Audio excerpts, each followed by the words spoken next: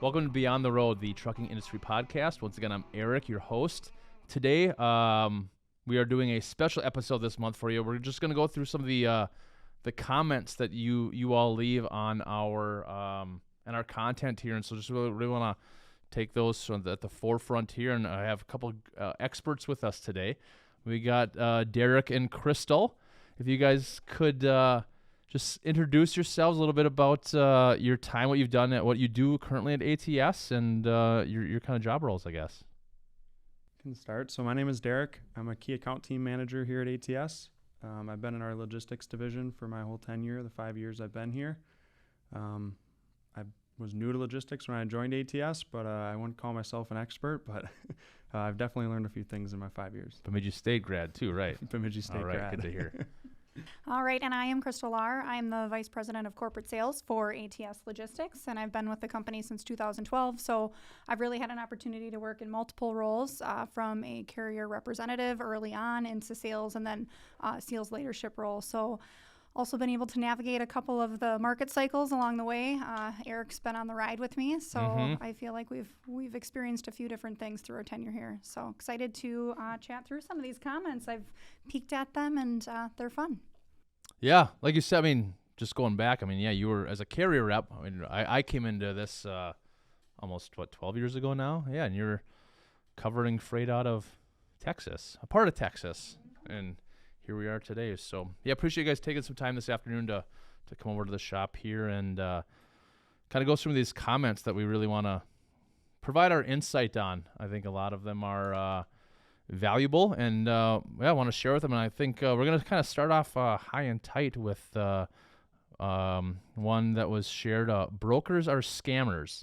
If they didn't exist, companies would still have the demand to move their freight and find ways to work directly with trucking companies. Brokers ease the connection, sure, but if they didn't exist, the freight would still have to go. They are not vital to this industry. Cuts at the ego a little bit. It kind of hurts, kind of does hurt, but you know that feeling is out there. I think. I mean, even on the sales side, we do hear it talking to shippers out there too, right? So I guess Derek, Crystal, when you kind of first heard that, what kind of some thoughts there? Yeah, I think scenarios always depends on the scenario, what's best for you, right? There might be situations where it is best to work directly with a shipper, but there's also a scenario where brokers are adding a lot of resources to the driver and providing them resources that they might not have. Maybe they're a smaller company, or maybe even they're a large company, and we provide resources, after-hour services. I don't know if we want to build on that, but there's a lot of things we can add to their reservoir. Yeah, I think about, well, the first part of that statement was that brokers are scammers, right? And I would actually beg to differ that they're pretty vital. And Derek had actually commented before we started chatting that during COVID, we were essential workers, right? Like we were really important in getting things moving, connecting the dots between a lot of different players. And so, we know in this industry that the majority of trucking companies out there are small to mid-size. And in order for them to really be successful in their business, it's important that they're able to connect with all of the different shipping points. And so brokers can actually be the opposite of scammers. They can actually be a really valuable extension of a sales force for those small to mid-sized trucking companies. And they can also be a really valuable resource for a company, a manufacturer, a retailer, a wholesaler who's trying to, one, focus on growing their business and their core competency, but also have a need to ship and don't need to bring that talent in-house. They can be an extension of their team to get their final products to the customers that they serve. So although people would still have demand, I think it'd be a lot harder and things may move slower just based on that need. Right. I mean, you think about the shippers out there, right? And I mean, there's only a certain amount, a finite amount of asset carriers and trucks. And as a shipper, would they want to keep a list of 100, 500, 1,000, 80,000 that we have within the ATS logistics network? Carriers that they would need to go to find capacity, where it is that one call, that one point of contact with if you're working with the right broker out there, that there is purpose. And I think yeah, like you did mention, Derek and Crystal, that that we were essential workers during the need of during COVID, and even moving forward that we have carriers out there, like you said, the smaller carriers that rely on us to get their trucks moving. Mm-hmm. To build on that, like I think a shipper, even to just keep that long list, they then have to monitor insurance and authority on it actively, Mhm. right? And that's a lot more work than some organizations have resources for. So it really brings an added benefit to them to partner with somebody that has those resources, technologies, and those tools in order to make sure that their freight's entrusted in good hands. Now, unfortunately, I do think there's scammers out there on all sides, Right. unfortunately, right? And so there are, Well, I think any industry is going to have Yeah. couple bad eggs. and so how do you protect yourself from that? If you're a trucker, how do you protect yourself from the bad brokers, right? The ones that might not have all the tools or have the credibility or the resources. Mm-hmm. Use a And- reputable broker. Do your research. I mean, find the brokers out there that have been around, that are highly rated, that are reputable. References. Yeah. hmm How long have they been in the industry? All sorts of things like that. We actually have some content on that we could comment for anybody who's looking Yep. on different things they could add to their process to make sure that they're vetting the brokers they work with and prevent themselves from working with scammers Yeah. like the ones that this person may have encountered. They talked about that, and there was another comment too that kind of goes right in line with about brokers. Some brokers are being scammers. That somebody did mention, like one going to come in here. Does anyone know what I can do if I'm a victim of fraud from a broker? 2 brokers don't pay me. I lose $9,000. So yeah, I mean it shows that there are bad brokers. There are scammers out there. But in kind of that situation, it's tough, right? Making sure that you have experience with them, I guess, or how can you get that right away to have that be comfortable, and making sure that you're not going to get scammed or be out in this situation, this unfortunate situation, a driver out $9,000. Yeah, working with a broker that's been reputable, we've talked about it, but you're not going to stay in business if you're cutting drivers short of pay. So those brokers that have been in the business for 5, 10, 15, 20, 30 years, they have reputations around them, and a lot of them are really good. And I think those people that don't maybe think we add that value, I'd challenge them to come sit with a broker for a day and see how many different resources and aspects we have, from vetting our carriers to vetting insurance companies to working with different shippers to make sure that they're setting their drivers up for success. There's a lot that goes on inside the walls of a broker, and picking a good one is an important first step. Mm-hmm. Yeah, if you're working with somebody who can't articulate what their operational processes are, what their safety risks are, how they're vetting, how they're monitoring, if they don't have those things and they can't speak of them, then that would be a red flag to me, that this potentially could be, a bad actor in the market space, unfortunately. So I'd keep your eyes peeled for that and your ears peeled for that.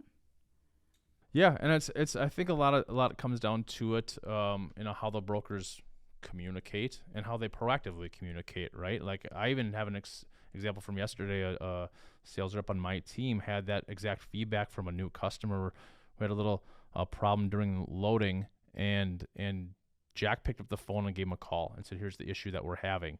It was my mistake, and here's what we're doing to move forward. And he even said, like, I appreciate that a lot of brokers would have just hidden. A lot of brokers wouldn't have called me. You've took ownership of this, and I really appreciate that. So really the proactive communication, I think, is key in how those brokers work with the shippers and how the brokers even work with the carriers out there too, right? Mm-hmm. Mm-hmm. I think a good broker knows that they need to have solid relationships on both sides, right? Mhm. So it's not advantageous to not pay a broker, or not pay a carrier if you are a broker, right? Because the reputation on both sides of those parties is just important to the success overall of the brokerage. And so I would be, again, just kind of cautious of those things. So. All right. We'll jump out of the rates a little bit. There are a lot of rate comments, like I did say, but one saying from I believe a driver here is, I hope things will get better starting Q3 and Q4. So kind of based on some forecasting, what are we thinking here for the rest of the year now that we're actually wrapping up Q2? I don't think, I don't think there's a lot of context on what they're hoping will get better, right? Are they looking for additional rates or revenue on the loads? Are they looking for just more volume of shipments going on? Q3 and 4 look very different than 1 and 2, right? Some of our project freight starts to wrap up in Q4, end of Q3. Then we start having a whole different line of freight with retail in the fall, right? So things shift in Q3 and Q4 quite a bit from 1 and 2. So I definitely think you'll see a different Q3. Whether it's better or just different, yet to be seen, right? Yeah, to your point, I don't know exactly. There's a little less context here, but we have been in the longest freight recession that we felt, right, in this market. And so when is that going to turn? And no pun intended, I didn't bring my crystal ball, right? But I feel like we're going to start to see a shift. I think it's going to be incremental. We're not going to see a big spike. It's not going to normalize overnight. I think it's going to normalize over a long period of time, frankly. And where I'm feeling that is just the slow exits in the market space. You know, typically when rates go this low and volumes go this low, we start to see carriers exit the market space. And it's just been slow because we've had some really good cash reserves that were a result of the boom of the market in COVID times or right after COVID times, that nice big spike. And so we just haven't seen it, right? So the balance isn't there yet in order to see the rates increase to a point that the carriers probably want to see them increase. Right. Yeah, I think looking at things a little bit. Hopefully, we're I don't know if it's just a small kind of data that we're seeing. Maybe some of these rates are increasing a little bit. You know, it's that time of the market, I guess, where sometimes the rates go up, and the drivers are, hopefully taking advantage of that.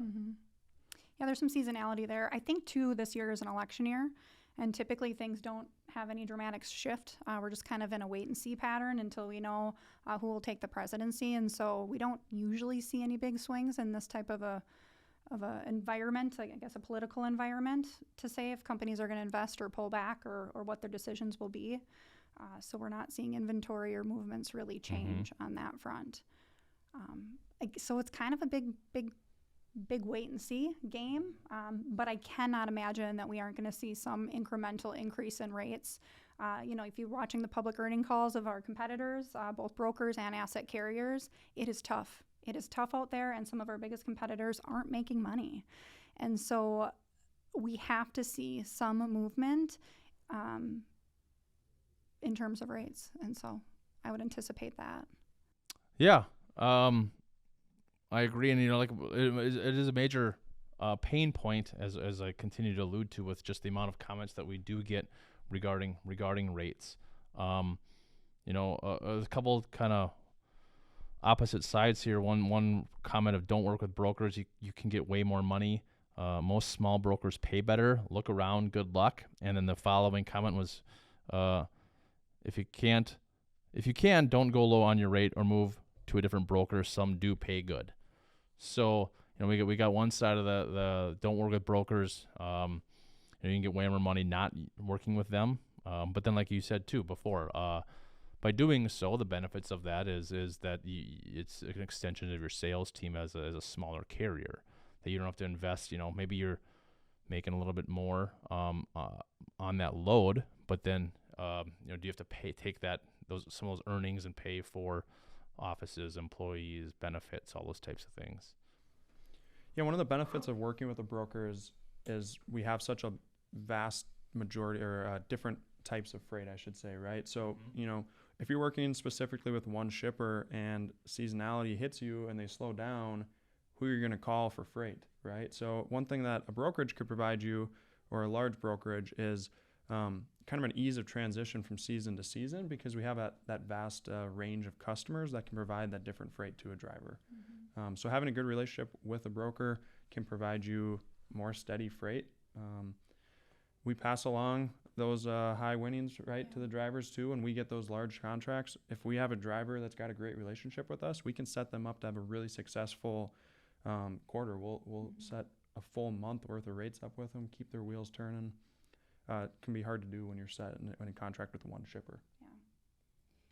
Yeah, I think one of the things that I was hearing in that too, Eric, is like, that brokers are holding back too much money, or they're not, giving it to the driver. We're making too much money in the middle. And I would actually beg to differ. This is a fairly low margin industry. The brokerage side of things is quite tight because it is competitive. There's upwards of 20 different brokers out there, and we're all competing for the same trucks, right? And then the trucks are competing for the same rates. And so our margins are very steady, and how a brokerage makes money is very similar in space. We do have some content that we've already created on that, how a broker makes money that we can share. But again, there is not much that a broker will keep back, especially if it's a larger, sophisticated one that has the overhead of the technology and tools. That's the benefit to both parties that they support.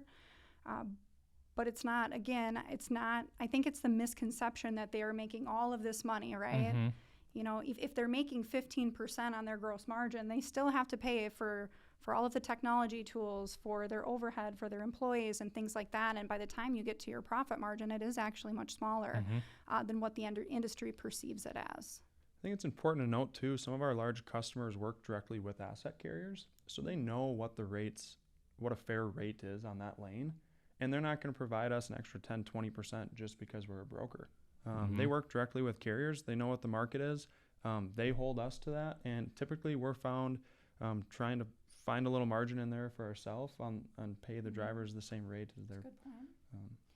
Yeah, and the technology is out there. I mean, the rates, there's enough tools out there where the brokers, the carriers, the drivers, the shippers, like they know what those rates are. They're very similar tools, right? Yep. There's transparency in that. But I think just as a shipper, I think there's with working the broker, there comes, I think, some ease and some less stress in that. I mean, we talk about asset carriers, and there's only so many drivers. But what happens if we see this almost on a weekly basis where a driver get delayed with paperwork, and this load's supposed to pick up at 2:00 in the afternoon. The driver's calling in at 11 saying, "Hey, I'm not getting out of here. My load was rejected," or whatever. Like if you're working straight with asset carriers, that asset carrier gonna have somebody in the area right away to get that off that dock, or I think that's the benefit, the huge benefit of working with a broker as a shipper is how they can respond and react with the scope of their network. And hey, we can get a truck in there. We really excel at that. Like, hey, we have 2 hours, you need a truck in there. Yeah, you think about too the large shippers and the freight that to your point, Derek, earlier, they are working with asset companies and brokers, but the freight that they're giving the asset companies are typically the consistent things, right? Yep. So we're dropping trailers, we're moving the same scheduled freight. Yep. Where the broker really comes into play for a shipper is that we're taking the stuff that's really random or sometimes not as consistent, and we're finding them the right capacity where their asset carriers are like, I know I need to go here and here and here. So yep. We're filling that kind of ad hoc or inconsistent needs in a network for a shipper, or when somebody falls through like you were saying, and then we're also doing the same for the carrier. So it's not necessarily that we're doing all that consistent stuff that you guys can typically the asset carrier and the shipper connect on. It's the other stuff, and there's value to that. Yeah, I think the other point to that, there might be a project that is over the threshold of what their asset carrier could handle. Correct. So being able to have a broker that has these resources is kind of where we earn our value in that scenario. Multiple types of equipment that they have in their network. You're not just, if you're working with just an asset dry van carrier, how do you get, you need a flatbed or a step deck. Just working with a broker, does provide that additional opportunity for, getting the right equipment on freight with, again, that just kind of ease of one point of contact. I like this one here. Getting kind of off of the rates, getting off of the brokers, but somebody out there, I'd love to see a video on when placards are not required. Specifically, if in this case, when the endorsement is not required, and finding all proper info to point to in an inspection if we have to. Thanks. So hazmat's a little bit out of my realm, but Derek, what do you think about that? Working in the key account group, I work with some of our largest customers, and some of them ship hazmat, and they still have questions for us every single day. So hazmat is really unique to maybe the standard shipments. class 1 through 8 has different rules from class 9, right? And different placards for each of those classes. I know we have content out there on hazmat. If we're continuing to get questions, we definitely can dive in deeper. It's something that even some of our biggest customers are asking us on daily. So it's definitely something we should look into, providing a little more content on it for them. Yeah, we like you said, we do have some content out there, so we'll make sure we put it kind of in the description, a link in the description below to talk about about moving hazmat shipments. And there's a little bit of placard stuff in there, but I think we can get with our content team and kind of build that out if it's certainly something if somebody would need some more information on that too. I think it's important for everyone listening, if you have questions that you're not feeling are answered, hazmat questions or otherwise, drop them below so we can get around to answering them. We have an amazing content team here, and we have a lot of subject matter experts in our building that know a lot about the trucking industry, probably even more about hazmat than us three here. Exactly. And we can lean on them to get you guys those answers. Wonderful. Kind of wrapping up here we got a couple more left. Getting back into rates, brokers are keeping 35 to 50% of the profit. We the truckers pay for everything. This business sucks. I'm still going with 2 trucks. I had 4 running, but they're not much money there's not much money to make. Like you alluded to earlier, Crystal, I mean, right now it's a tough market after coming off of the boom of a couple of years of COVID, and carriers out there feeling the brunt of that. Yeah, we definitely are not keeping 35 to 50%. If we were, that'd be wild. We do typically follow kind of the, again, there's market cycles, as if anybody in this industry knows that, but we're following that of the carrier, right? When the carrier has higher revenues than we do too, but that margin percent, regardless of the revenue of the load, the average revenue, our margin percent pretty much stays the same. Mm-hmm. Now it'll fluctuate up or down, but on average, it's going to be around that 15%, kind of pushing downward depending on mode. But that doesn't change. The supply of trucks and the demand of freight needs, that changes. And so that is going to change your revenue per truck or your cost per mile. Mm-hmm. And it does not change how much a broker makes. Our competitive landscape is still there. So, I mean, I suppose if you're looking at I think we talked a little bit about on the last podcast with Dean and Mike about, like contracted freight and those brokers that kind of stay with, hey, we're going to put this price out there for the entire year knowing that the fluctuation of the market, right? So, hey, again, not 35 to 50%, but, maybe, in June, July, you're doing a little bit better on your rates, but knowing that you come December and January that our rates are we're still going to commit to our rates because we are a valuable broker. And we're staying committed to our rates, and that's where you can take some lower margins, even some hits that we see kind of come winter time, where hey, we know that this is the time of the year this is going to happen. But overall, in the kind of whole landscape of the general annual part of a bid, you kind of take that into account. I think there's probably a little bit of emotion in this post. Mm-hmm. They had 2 trucks they ran 4. We recognize that the cost of running a truck, we have asset companies at ATS. And so being so close to them, we know that the cost of the truck and the maintenance and the labor in it have all skyrocketed and the rates have gone down. And it is a very frustrating part for the industry, period. But that doesn't leave any extra money for the broker, Mm-hmm. I think is kind of the biggest takeaway for this one. When you talk about contracted rates, I know they talked about, rates fluctuating, but they think, brokers are keeping their contracted rate and we're holding back a higher margin. It's just not the case.